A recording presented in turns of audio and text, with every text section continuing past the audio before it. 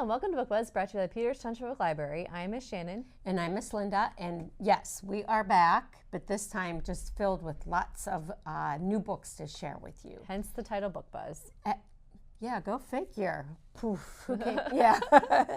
Yeah, we do get around to that now and then. So we are going to share. So who wants to? You're ready, and I can piggyback off what you're doing, so that's good. Oh, okay. Well, the first one I'm going to start off with is brand new. It's really not even actually on our shelves yet. It's called Ape Escape by Stuart Gibbs. This is part of his Fun Jungle series, where he's got, if you've ever read any of them, Belly Up, Poached, Big Game, all around, centered around an animal. And of course, this one happens to be Ape Escape. And also, Stuart Gibbs is really known for his Spy School series, which is humongous. I don't even know how many, like just in the Fun Jungle, without this one, there are, well, now including this one, there's 10. This is number 10 in the series. And there's probably what, 6 or 7 of the Spy School ones, I feel like. Yeah, I don't know if they're not listed in here. Oh, there's so many. And he has another series too, I feel like. He as does. Well. He does. Charlie Thorne, Fun Jungle, Moonbase Alpha, Thorne, Once Upon a Tim, and Spy School series. I think it was the Charlie Thorne maybe that we were thinking about. So when a baby gorilla is stolen from an orphanage in Rwanda, Teddy, his parents, and an old family friend find themselves piecing together clues in a race against the clock to save it. At the same time, Teddy is long distance consulting with his girlfriend Summer and best friend Xavier to help solve another mystery. This one involving vanishing ducklings back at Fun Jungle. Between facing down lions on the Serengeti and chasing poachers through the bazaars of Zanzibar, will Teddy be able to rescue the baby gorilla and figure out where the ducklings are going before it's too late? Cool. So, yep, that's Stuart Gibbs' newest one. So we have a couple of copies that will be getting ready and will be on the shelf momentarily. Yeah. Yeah. Well, and so that is about a gorilla, and so I think we should just tie in right to your next book because it piggybacks. Yeah. Because the novel you also have. That's why I had these all together. Yes, and I think you should just keep on going because it makes sense to tie it in. I don't have a gorilla book. I missed that memo, but I think you should just go because you're okay. I'll just do I have that two one. that kind of connect to themselves too. So then go ahead. So. Yes, the reason bringing up the gorilla is because the one and only Ivan that became an extremely popular chapter book was written by Catherine Applegate. Well, then she followed up with the one and only Ruby, the one and only Bob, and family. What? Oh, and the one and only family. But then she came out with the one and only Ivan story book, picture book, right? Yeah. And now there is this one, The Littlest Elephant, a one and only Ruby story. And I love Ruby. I know. Oh, wait, I have to show the back since there's Ivan. Yeah, and Bob. Yep. Bob's the dog. These pictures, we were looking at it before we started filming, and the illustrations by Lita Judge, just so nice. We'll show them after that. Ruby is the littlest elephant in the herd at the animal sanctuary where she lives near her best friends, Ivan, the silverback gorilla, and Bob, the lovable mutt. Ruby loves all the things that make being an elephant fun, like splashing in muddy puddles and spraying water through her trunk. But there are parts of being an elephant that she doesn't love so much, like her new tusks. The herd is preparing for Ruby's Tusk Day, a day to celebrate the fact that Ruby is growing up and a day for remembering. Ruby has lots of happy memories, but she also has lots of sad ones that are hard to think about. Surrounded by the love of her herd and her friends, the littlest elephant will see that growing up doesn't have to be scary and that remembering the darkness can always help us appreciate the light. And I just wanted to point out 2 pages in here because it kind of just wraps it up on 2 sentences. This one is Nobody Ever Listens. Here we go. These pictures, they're just so great. I'm ditching the decoration. Nobody ever listens to the littlest elephant, and around here, the littlest elephant is me. Oh, look how sweet. I know. I wanted to read that one. And then the last one that we kind of looked at that says, I may be the littlest elephant, but I am also the luckiest. Oh, she's up on a little mountain dirt. Yeah, that's sweet. Yeah.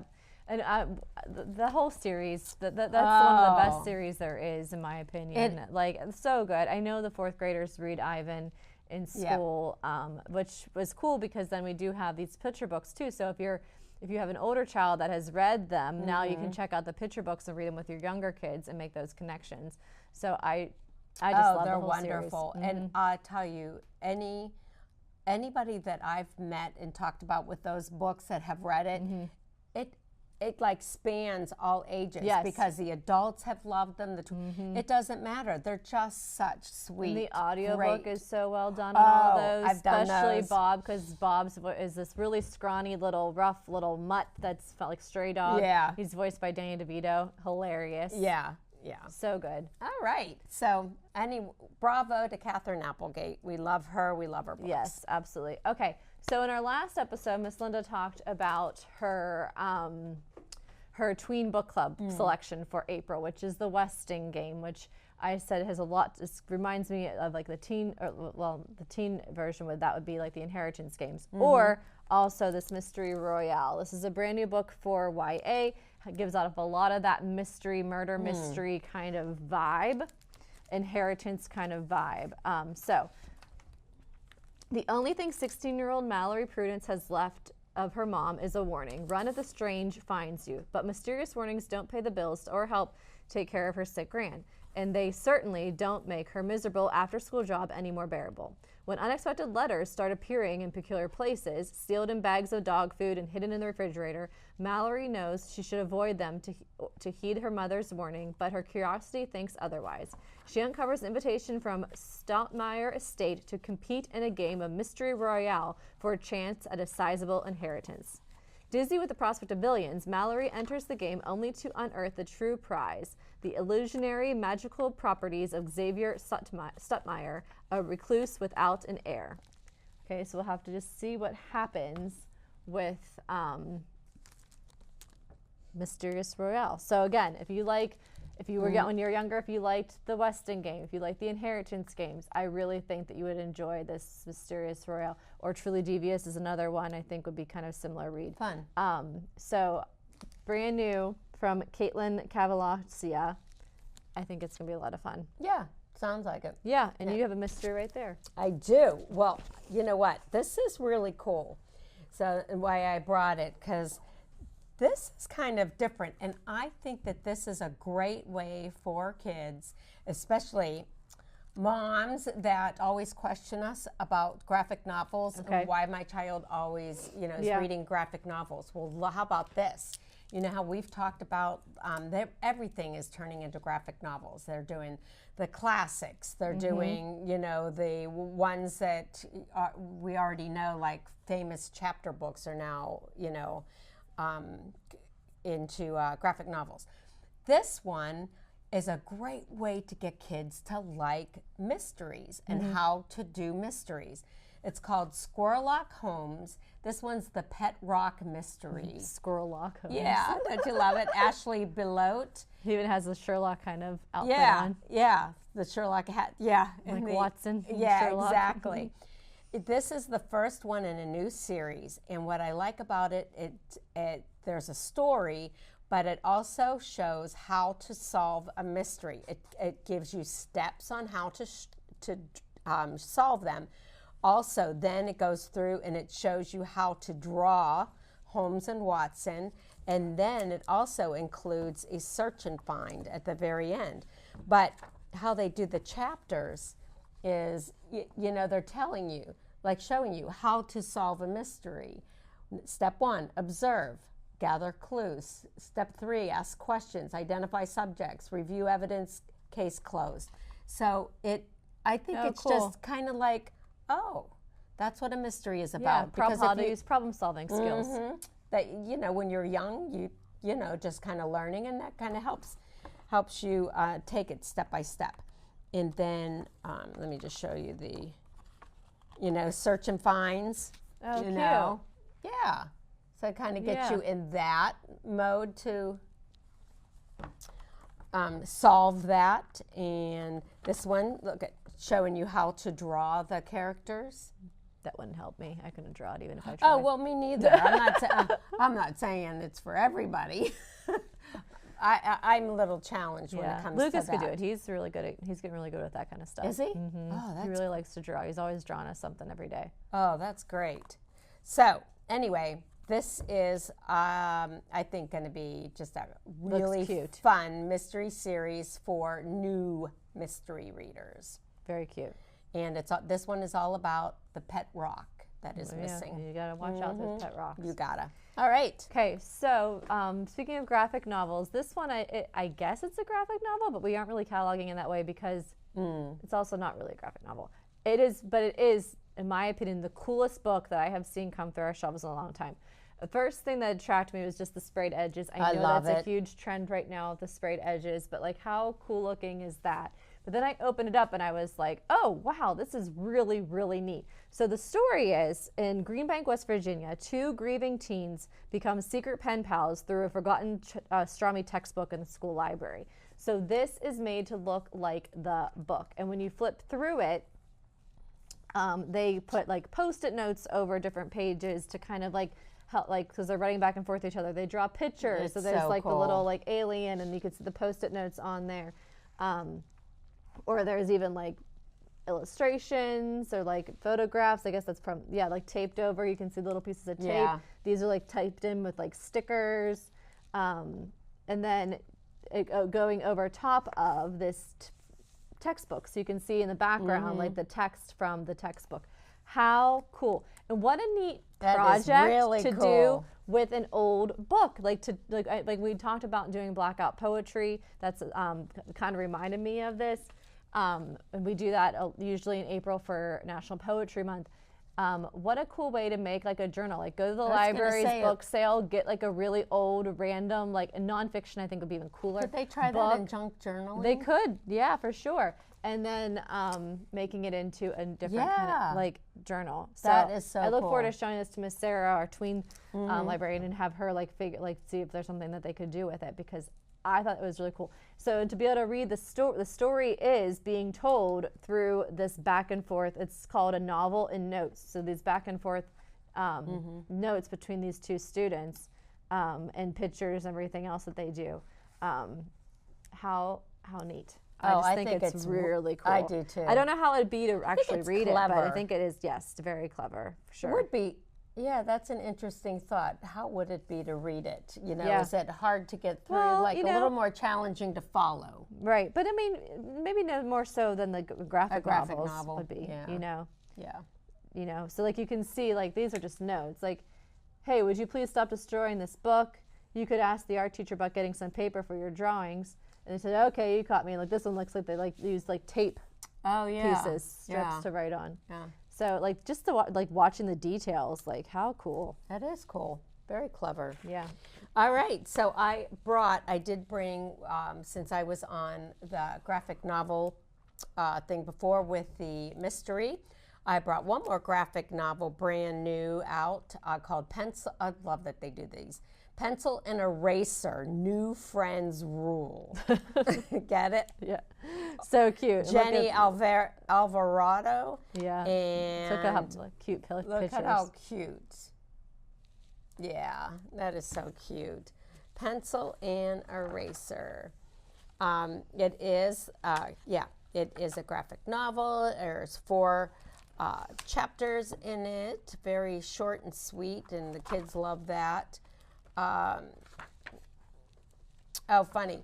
And just like that the mystery one that I just talked about, the mystery of the pet rock, at the back of this too. Yeah, and you know what? They do those in the Dogmans too. Dave Pilkey does like how to draw a page, Which is cool because, like, I mean, that's the whole purpose of the graphic novel is it's told through illustrations. Right. So encouraging the kids to become illustrators themselves, you know. And they do. It's so cute. How to draw me. How to draw me. Oh, what a great kid, I guess. It's so sweet. Yeah, funny. Would you be able to draw those? Maybe. They're a little more straightforward. I like the happy crayon. Oh, yeah, I might be able to draw that. My lines might not be that straight. No. You'll use a ruler to draw the ruler. So Pencil and Eraser, a new graphic novel, great pictures, bright, fun, always cute storylines, pencil, eraser, and the ruler. Okay. Cute. All right, so this is a brand new one. It's called 16 Forever. Here, I'm going to read a little bit from the back, and then I have some stuff to tell you about it. In the morning of Carter Cohen's 16th birthday, it's the morning of Carter Cohen's 16th birthday, and everything is going his way. He's psyched and ready to get his driver's license. His little brother's not hogging the bathroom, and man, something smells good for breakfast. But when Carter bounds downstairs, Mom bursts into tears. It happened again. It's Carter's 16th birthday for the 6th time. Every time he's supposed to turn 17, he loops back a year. His memory gets wiped clean, his body ages backward, but the rest of the world moves on, just not him. So then it's said 6 years later, so his mother and his siblings have all aged 6 years between his 16th and his 17th birthday, and he just keeps looping back and forth. It kind of reminded me of that book Every Day by David Leviathan, where he wakes up in a different person. But my first initial thought was that it reminded me of your favorite book. And that is Noggin by John Corey Whaley. That brings back memories. I know. So in Noggin, the storyline is this kid, he dies, and before he was like about to die, I don't remember if he was in a car. I don't remember how he dies. It's been a long time. But the main character does die, but his parents sign him up for this like scientific trial, if you will, that when you're like, whenever you die, they remove your head, and then years later, like when they think that they can eventually put you onto a different body, well, science caught up to itself much faster than they anticipated, and he ends up waking up only like, let's say 7 years later with a different body. But in his head, though, he's still, let's say, 16, 17 years old, and he like wants to go and find his girlfriend. You know, they're getting ready for the prom. Meanwhile, she's in college. She's with somebody else. Like, she's moved on, which is probably what would happen in 16 and Forever as well. Because, like, and that's what it says, the romantic, funny, and moving story of what it means to grow up. And can love last when you're trapped in time? So, like, so that kind of, to me, they've kind of paired together a little bit. Yeah. Oh, that's so funny. Yes. So, I mean, Noggin we love, and we loved this years ago when we talked about it. Yeah. Boy, that's an oldie but goodie. Yep. And now we have 16 Forever. So I was excited to bring this back because I know how important this book was to your life. It was, because when we talked about, I remember that episode like it was yesterday. I think we laughed for about 20 minutes of the whole. Yes, because Linda's thought was, you know, if you have a different body, do you get to pick? You know, the second time around, what physique you're going to have. I want that body. If you're going to take my head, I want it on that one. I know. Yeah, that's right. That was fun. So similar, I don't know, kind of, they reminded me, I thought they paired well together. Kind of fun, different thoughts. Fun. So I haven't read 16 Forever yet, but it's definitely one that I would enjoy. I know for the A to Z read, one of the bonus ones is reading a book with a number in the title. So there it is. I didn't do that yet. I did. I don't remember what it was, but you're kicking butt. I am kicking butt. Yeah, it's all your audiobooks. Yeah. Just listen. Yeah. Oh yeah, my drives. Yep. Okay, so let's do this one. Let's switch over to a nice chapter book. Fiction, The Blue Dress by Rebecca Morrison. I thought this has a great message in it. On the title, it says, loving yourself is about more than fitting in. And when I was reading about it, and I thought, boy, a lot of kids can relate to this, especially girls. Sometimes Yasmin doesn't feel at home in her body. Yasmin is an Iranian-American girl, and she's is spending her, book is for ages 10 to 14, spending her time, navigating between complicated relationships with her mother, her best friend, her body image, and of course, school. Sometimes Yasmin doesn't feel at home in her body, and it's not just because puberty has mounted a full-on alien invasion, or that emigrating from Iran a year and a half ago has meant one change after another. Can you imagine? Boy, talk about timely. It's also because her mother constantly pushes her to lose weight, like sewing Yasmin a beautiful blue dress for Persian New Year that is too tight on purpose. Yeah, I know. That's, coming from your mom. At school, it doesn't help that Yasmin's best friend Carmen is petite and close to her own mother, or that popular girl Zoe always has a mean component to spare. Yasmin is sure her crush Jack won't ever like her the way she is either. With the pressure to fit in surging, Yasmin starts taking desperate measures. But if being thin is supposed to make her happier, then why does losing weight feel like losing parts of herself too? This is it's a debut author, or a debut book by a debut author, Rebecca Morrison, and it is a heart-trending, humorous, and ultimately hopeful book inspired by her own life. Oh. Yep, relatable to anyone who's ever needed to break away from someone else's vision of how they should look in order to embrace their true self. Jeez. I mean, that's pretty powerful stuff, because Right. that's a lot of people just go, go through that, especially the girls. So there it is. Yeah. Okay. Well, that's a tough one to follow, Miss Linda. All right. Well, sorry about that. So let's talk about Lies We Tell About the Stars. So this is by Susie Nadler, brand new YA. It's Celeste is alone when the big one finally hits, because for the first time ever, her best friend stood her up after school.